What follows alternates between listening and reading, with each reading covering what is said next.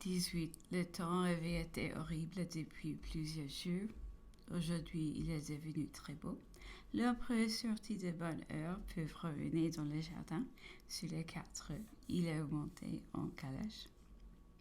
Il a fait une promenade plus longue que de coutume. Avant dîner, l'empereur m'a fait appeler pour lui traduire la convention des souverains relative à sa captivité. La voici. Convention entre la Grande-Bretagne, l'Autriche, la Prusse et la Russie, signée à Paris le 20 août 1815.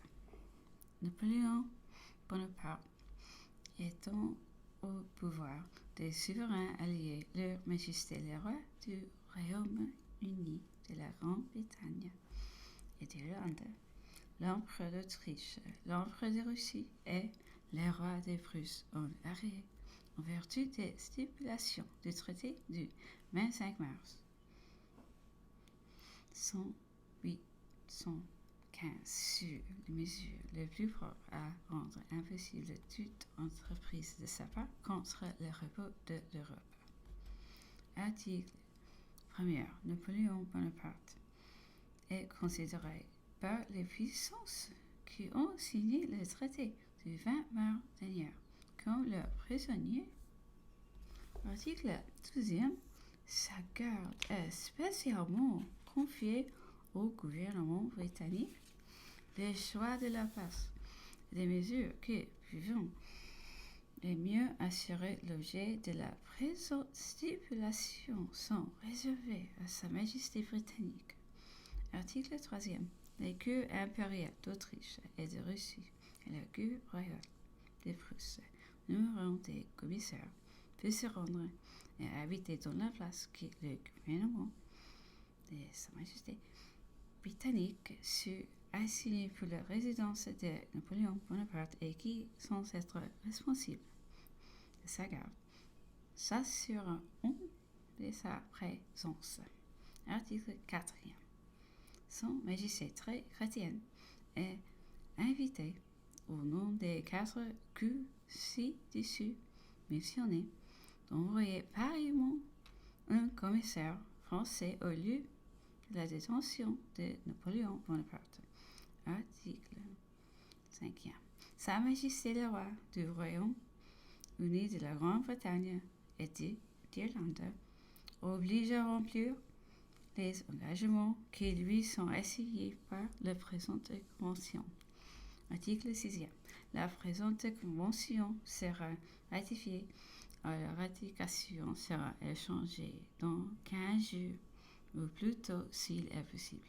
En foi de quoi les plénipotentiaires respectifs ont signé la présente convention et y ont apposé le sceau de leurs armes. Fait à Paris le 20 août de l'année de notre Seigneur 1815.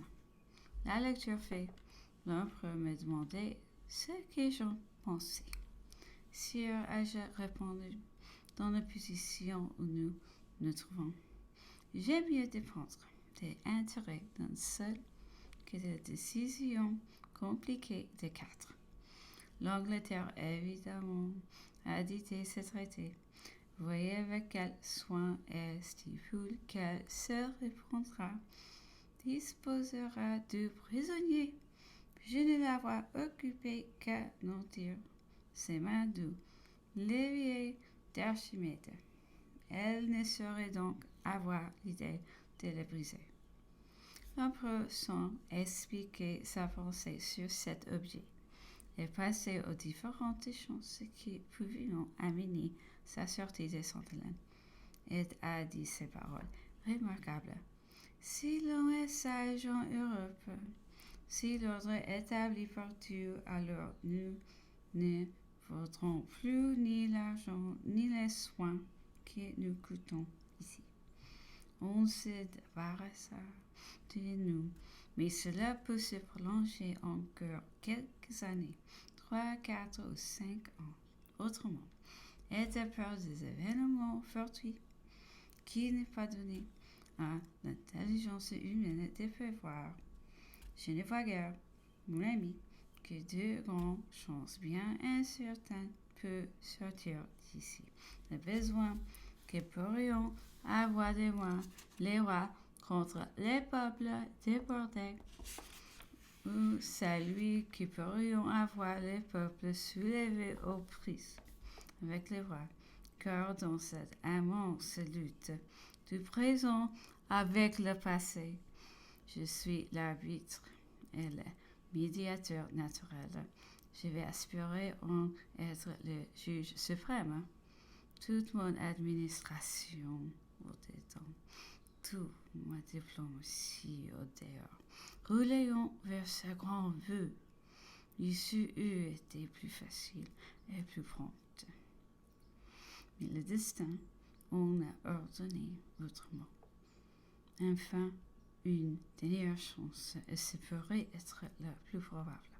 Ce serait le besoin qu'on aurait de moi contre les Russes, car dans l'état actuel des choses, avant 10 ans, toute l'Europe peut être cosaque, ou toute en république. Voilà pourtant les hommes d'État qui vont renverser.